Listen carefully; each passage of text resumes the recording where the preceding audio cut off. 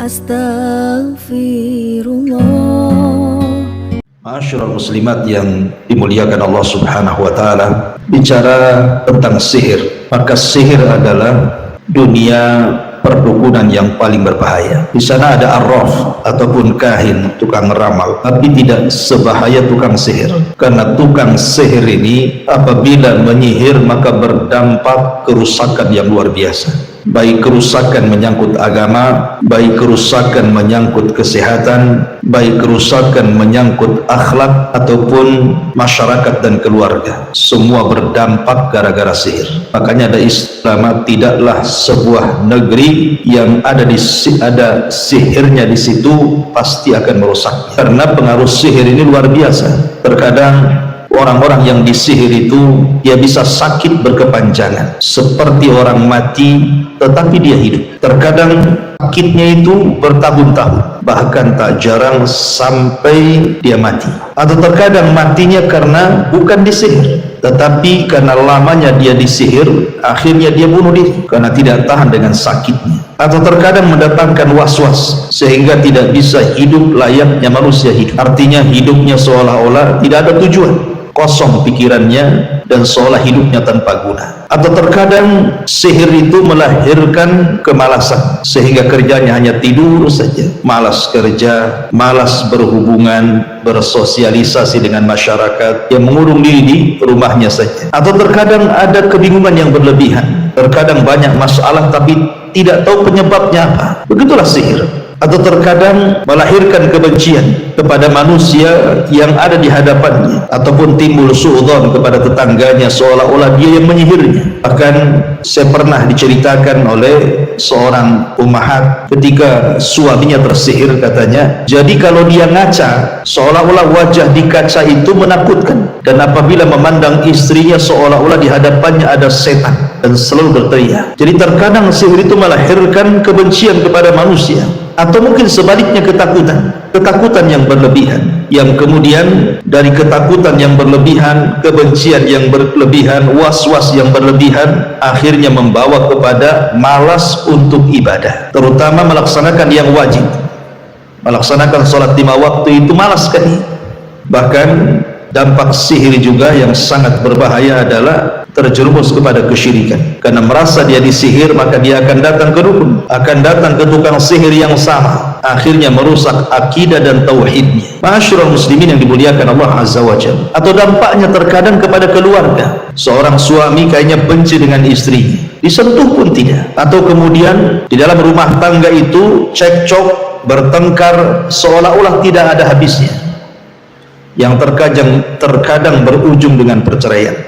Ataupun mungkin sesama pedagang, sesama pembisnis dan pengusaha, terkadang pada awalnya mereka bekerja sama dengan cara yang baik, tetapi setelah kemudian usahanya berkembang, satu di antara yang lainnya zalim, kemudian datang ke tukang sihir, mulai retak. Atau sesama tetangga, sesama masyarakat, sesama kabilah, antar daerah, sehingga kemudian berperang dan begitu seterusnya. Karena sekali lagi bahwa sihir itu bukan hanya merusak akhlak manusia tetapi juga agamanya. Karena orang yang tersihir itu hakikatnya dijauhkan dari agama Allah, dari akidah dan tauhid, kemudian meninggalkan wudu, meninggalkan salat, dan terkadang dipaksa untuk menyembah syaitan, datang ke dukun. Atau terkadang kemudian diberikan jimat-jimat untuk menangkal sihir, padahal dia mendapatkan jimat itu dengan cara menyembah kepada selain Allah Azza wa Jalla. Jadi betul-betul dirusak agamanya, dirusak keluarganya, dirusak akhlaknya, dan dirusak segala-galanya. Makanya kenapa sihir itu betul-betul merusak. Ma'asyiral muslimat yang dimuliakan Allah Subhanahu wa taala, kenapa sihir itu merusak sedemikian luar biasa pada tatanan keluarga dan masyarakat, mulai daripada akidah sampai kepada akhlak? Karena tukang-tukang sihir itu mereka adalah orang-orang yang bekerja sama dengan syaitan untuk merusak anak Adam. Jadi tukang-tukang sihir itu ketika mereka mempelajari sihir, maka mereka bekerja sama dengan syaitan. Dan kalau sudah bekerja sama dengan syaitan, pasti mereka akan melakukan kesyirikan. Dan apabila mereka melakukan kesyirikan, maka pelakunya disebut musyrik dan bisa keluar dari Islam alias kafir. Makanya kenapa Allah Subhanahu wa taala berfirman, "Wa ma yu'allimani min ahadin hatta yaqula innama nahnu fitnatun fala takfur." Dan tidaklah keduanya Harut dan Marut mengajarkan kepada manusia kecuali keduanya mengatakan, kami datang untuk memfitnah, maka jangan kalian kufur. Kalimat jangan kalian kufur artinya mempelajari sihir itu kekufuran. Baik orang yang mempelajari sihir itu untuk diamalkan sihirnya, atau hanya sekedar pengetahuan saja, dua-duanya kufur. Sebab walaupun hanya sekedar pengetahuan, mempelajari sihir itu tidak lepas daripada kerjasama antara dia dengan jin dari kalangan syaitan. Apalagi kemudian sampai diamalkan dan dipraktekkan menyakiti orang, maka bukan hanya kesyirikan, tetapi didobelkan dengan kezaliman, rangkap dan kuadrat dosanya. Ma'asyiral muslimat yang dimuliakan Allah Azza wa Jalla, karena pekerjaan sihir itu lengket atau erat kaitannya dengan kezaliman, menyakiti orang, menghilangkan perasaan rahmat dalam hatinya, tidak kasihan dengan orang. Makanya ketika dia menyihir itu sama sekali tidak ada iba kepada orang lain. Gak peduli apakah orang itu sakit, apakah orang itu mati, apakah orang itu tersiksa, apakah orang itu susah hidupnya, gak peduli dia. Karena tukang-tukang sihir itu gak punya hati, rahmatnya sudah dicabut dalam hatinya.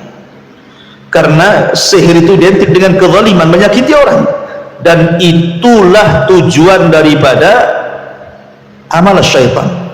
Amalnya syaitan memang seperti itu.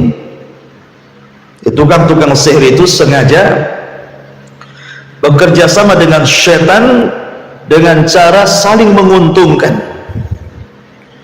di mana tukang-tukang sihir itu mereka menjual akidah, iman dan ibadahnya kepada syaitan, dan syaitan kemudian sebagai imbalannya akan membantu tukang sihir untuk memuluskan sihirnya. Makanya perhatikan di sini pengarang kitab tauhid ini mencantumkan firman Allah Azza wa Jalla di permulaannya, walaqad alimu laman ishtarahu ma lahu fil akhirati min khalaq. Sesungguhnya mereka telah meyakini bahwa barang siapa yang menukarnya kitab Allah dengan sihir itu tidaklah mendapatkan keuntungan di akhirat. Artinya mereka, kalau kita melihat orang-orang yang datang ke dukun, yang datang ke tukang sihir untuk menyihir seseorang, maka hakikatnya mereka itu sedang jual beli. Jual beli itu kan kalau kita ke pasar, bu, ibu bawa uang, kemudian pulang bawa barang, berarti uang ditukar dengan barang, itu disebut jual beli. Lah kalau orang datang ke dukun, ke tukang sihir, itu bukan hanya sekedar jual beli dengan uang supaya dapat sihir, tapi lebih daripada itu dia telah menjual agamanya, dia telah menjual akidahnya, dia telah menjual imannya kepada tukang sihir hanya untuk mendapatkan sihirnya. Dan orang yang seperti ini, kata Allah, ma lahu fil akhirati min khalaq, dia tidak akan mendapatkan apapun keuntungan di akhirat sama sekali. Kenapa? Karena tukang sihir itu kufur, dan orang yang datang ke tukang sihir bisa mengantarkan kepada kekufuran. Ma'asyiral muslimin yang dimuliakan Allah Azza wa Jalla, makanya Allah mengatakan ketika mensifati orang-orang Yahudi, yu'minuna bil jibti wa taghut, mereka orang-orang Yahudi itu sangat beriman kepada jibti dan juga taghut. Umar radhiyallahu anhu mengatakan bahwa jibti adalah sihir, sedangkan taghut adalah syaitan. Ya, karena kalau kita cerita sejarah sihir, Bu, yang pertama mempelajari sihir itu orang-orang Yahudi. Ingat kalau kita, atau pernah saya bercerita tentang kisah Harut dan Marut di zaman kerajaan Sulaiman.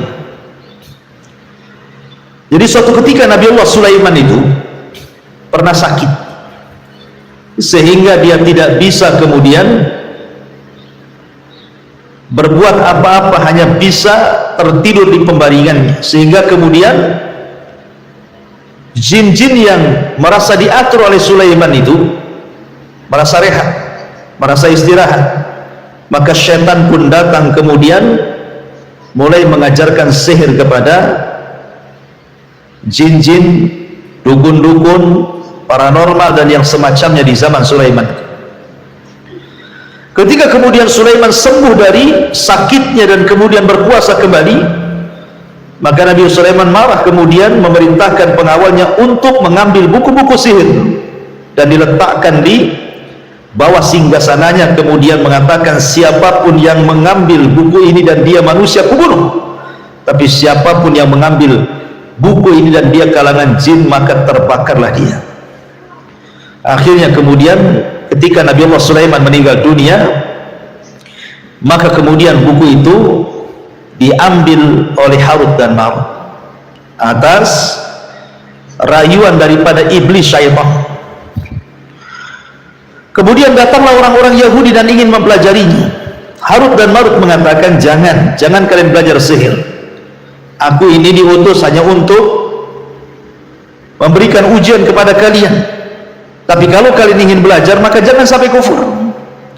Akhirnya orang-orang Yahudi, sebagian mereka tidak belajar, sebagian mereka belajar. Ketika belajar sihir, ketagihan mereka. Akhirnya kemudian mereka pun suka dengan perdukunan dan ilmu sihir. Jadi orang-orang Yahudi itu tukang sihir. Makanya di zaman Nabi SAW yang menyihir Rasul itu siapa? Yahudi, Labid bin Asam.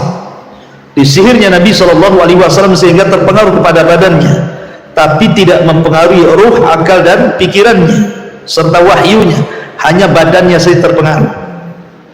Tapi yang jelas bahwa Yahudi menyihir Nabi SAW,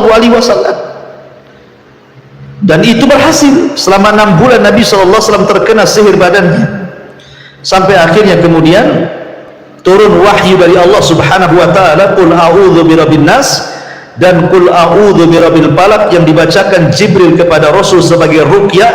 Kemudian Nabi SAW terbebas dari sihir. Artinya bahwa orang-orang Yahudi itu gemar melakukan sihir. Kemudian di sini pengarang rahimahullahu taala membawakan sebuah hadis dari Abu Hurairah radhiyallahu anhu. Nabi SAW mengatakan, ijtanibu sab'al mubiqah. Qalu ya Rasulullah, wa ma hunna? Qala asyirku billahi was-sihru wa qatlu nafsi allati harramallahu illa bilhaq wa aklu riba wa aklu malil yatim wa tawalla yawmaz zahfi wa qadful muhsanat al-ghafilat al-mu'minat. Kata Nabi SAW dari Abu Hurairah radhiyallahu an, jauhilah 7 perkara yang membinasakan. Para sahabat bertanya, apa itu wahai Rasul 7 perkara? Maka Rasul mengatakan, syirik kepada Allah, kemudian menyebut sihir setelahnya. Artinya di sini sihir ya bagian daripada syirik, tapi dikeluarkan atau dikhususkan sihir ini karena ini kesyirikan yang paling bahaya. Makanya kemudian diulang, padahal sihir itu bagian daripada kesyirikan, tapi Rasul keluarkan kembali untuk menunjukkan bahwa jenis kesyirikan yang paling bahaya adalah sihir. Kemudian membunuh orang yang diharamkan kecuali dengan alasan yang benar, kemudian memakan riba, makan harta anak yatim, dari medan perang, melontarkan tuduhan berzina kepada wanita yang baik-baik, yang suci lagi beriman, maka itu semua membinasakan dan menghancurkan. Maka sihir itu sangat-sangat bahaya. Ma'asyiral muslimat yang dimuliakan Allah Subhanahu wa taala, kenapa sihir itu bagian daripada kekufuran dan kesyirikan?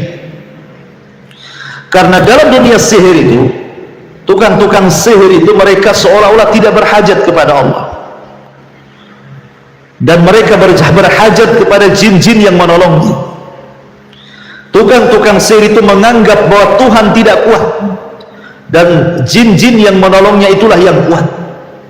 Mereka menyangka bahwa Allah tidak bisa membantunya, dan jin-jin itulah yang membantunya, sehingga kemudian mereka tidak beribadah kepada Allah dan justru beribadah kepada jin. Makanya lihat penampilan tukang sihir itu, maka kita lihat mukanya suram, menakutkan, kotor, tidak pernah beribadah kepada Allah, bahkan tidak pernah mandi junub, tidak pernah wudu, tidak pernah sholat, dan hidup mereka dengan kotoran. Oleh karena itulah maka kenapa sihir itu sangat bahaya. Ma'asyiral muslimat yang dimuliakan Allah Subhanahu wa taala, karena kerjasama tukang sihir dengan syaitan itu, kerjasama tukang sihir dengan syaitan itu nyata. Karena tidak mungkin orang itu jadi tukang sihir kecuali dia harus bekerja sama dengan setan, dan tidak mungkin dia bekerja dengan setan kecuali harus melakukan kesyirikan, dan pelakunya pasti musyrik. Dengan itulah maka dia keluar dari Islam dan menjadilah dia kafir. Itulah tukang sihir.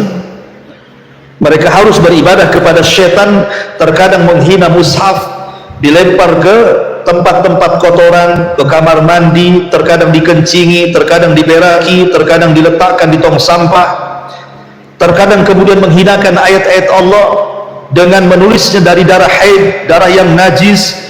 Kemudian juga mereka harus tinggal di tempat-tempat yang orang tidak boleh mendekat ke situ, berkhalwat dengan setan, dan begitu seterusnya.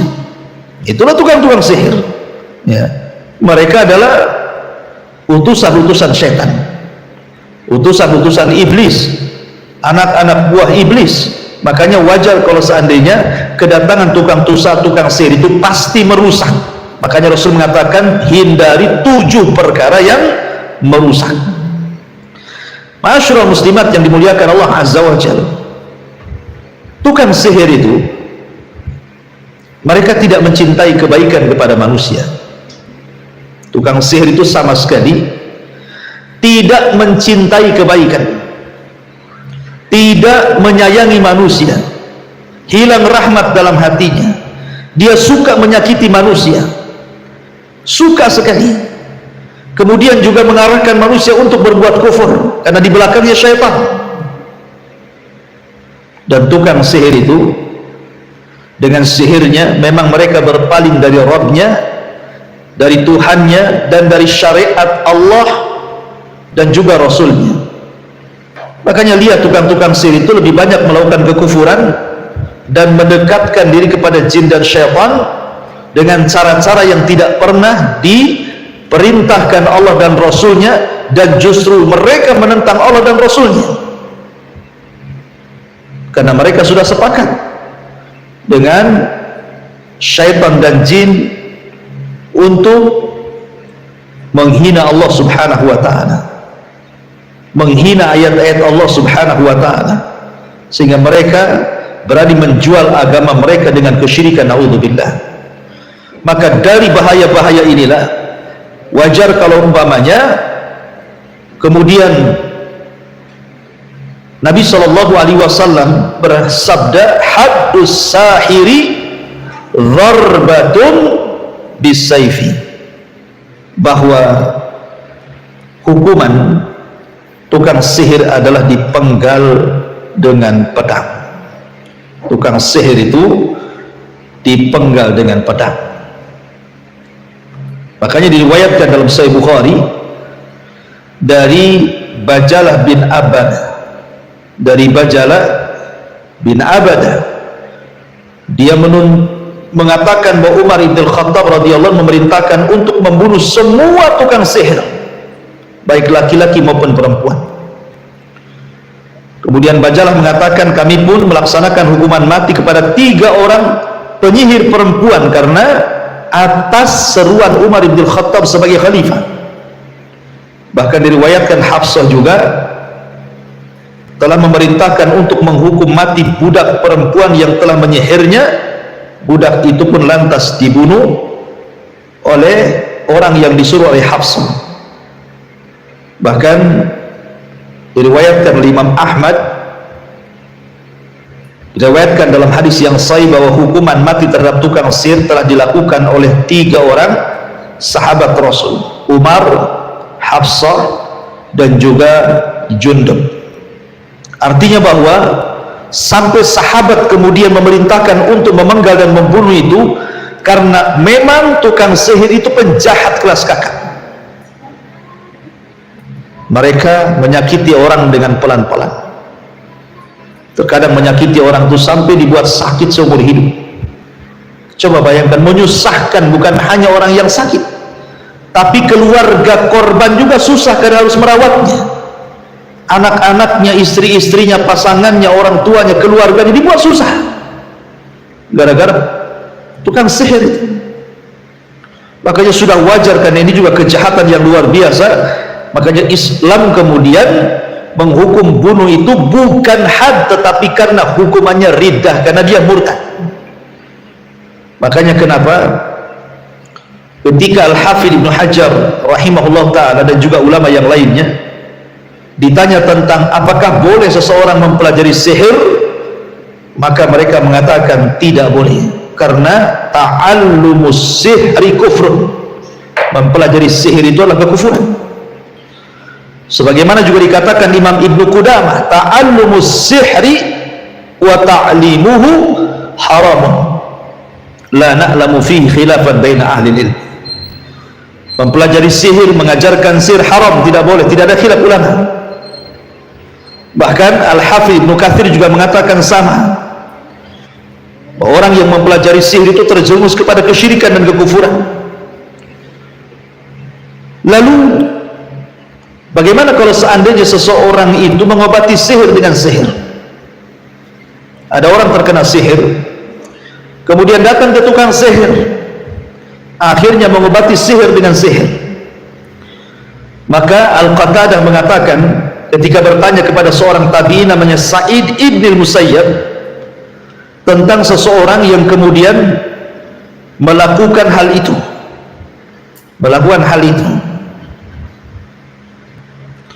maka beliau mengatakan, boleh enggak seseorang itu melakukan nusrah? Nusrah itu menghilangkan sihir dengan sihir. Beliau mengatakan, la ba'sa bihi innama yuriduna bihil islah fa amma ma yanfa'u falam yunha anhu. Tidak mengapa, kata beliau, selama ada kebaikan, adapun yang ada manfaatnya tidak dilarang. Akan tetapi para ulama berselisih pendapat.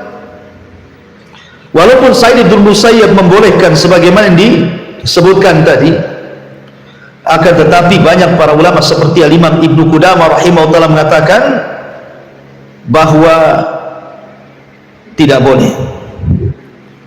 boleh nusrah itu, yang betul tidak boleh, karena bagaimanapun mengobati sihir dengan sihir itu pasti akan terjerumus kepada amal syaitan.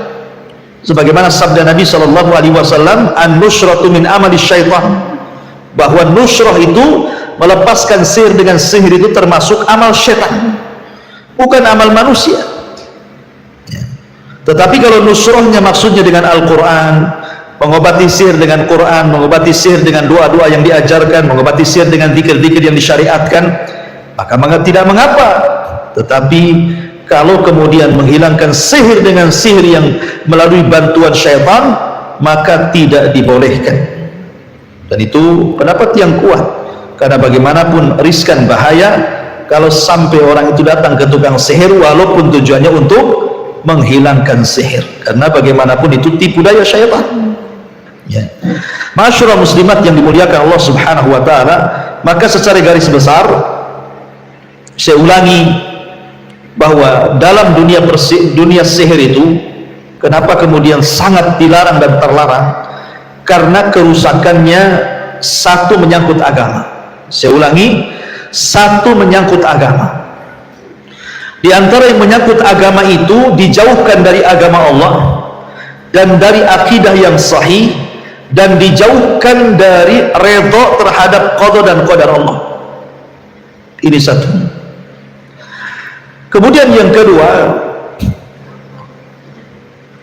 pengagungan terhadap tukang sihir, dan seolah-olah mereka menjadi rujukan, dan ini merusak agama, seolah-olah tidak percaya dengan Allah.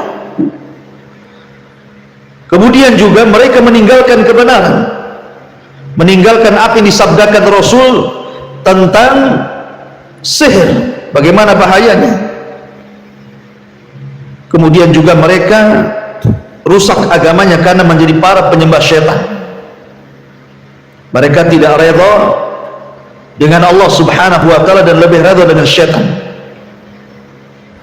Kemudian juga hati mereka terpaut dengan khurafat dan kedustaan-kedustaan, dan banyaknya was-was dalam kehidupan. Akhirnya dia jauh dari Allah Subhanahu wa taala. Kemudian yang kedua, pengaruh terhadap kesehatan. Tadi saya sudah disebutkan, ada orang yang disihir itu akhirnya sakit dengan sakit yang berkepanjangan, terkadang menyusahkan orang sakit dan orang yang menjaga orang sakitnya, atau terkadang menyakiti perempuan yang sedang hamil, akhirnya dibuat keguguran, ya, dibuat keguguran anaknya itu. Bisa saja tukang sihir akhirnya kemudian menghilangkan nyawa janinnya, atau dibuat bingung hidupnya, susah, tidak bisa berpikir, banyak masalah, tidak jelas masalahnya, kemudian hilang tujuan hidupnya, akhirnya malas, kemudian menjauh dari manusia gitu ya. Kemudian juga penuh dengan kebingungan, gundah gulana, stres gitu ya, sehingga kemudian akhirnya hidup menyendiri. Dan adapun kemudian bahaya tentang masyarakat, kebanyakan orang-orang yang terkena sihir terkadang tidak mau bermasyarakat, hidupnya sendirian, tidak jelas, kemudian ada perasaan suudon, kemudian permusuhan, kedengkian, hasad, dan begitu seterusnya. Termasuk juga akhlak jadi hilang, akhlak jadi hilang. Kemudian juga terkadang anak-anak muda yang terkena sihir tidak mau kawin, anak-anak bujangan akhirnya tabatul, membujang, anak gadis kemudian menggadis sampai tua karena terkena sihir. Jadi banyak sekali, dan saya sudah ulang berkali-kali madaratnya, sehingga mu'alif rahimahullah ta'ala ingin menjelaskan dalam kitab Tauhid tentang bahaya sihir ini, bahwa sihir itu kesyirikan dan bisa mengantarkan kepada kekufuran. Wallahu a'lam bishawab.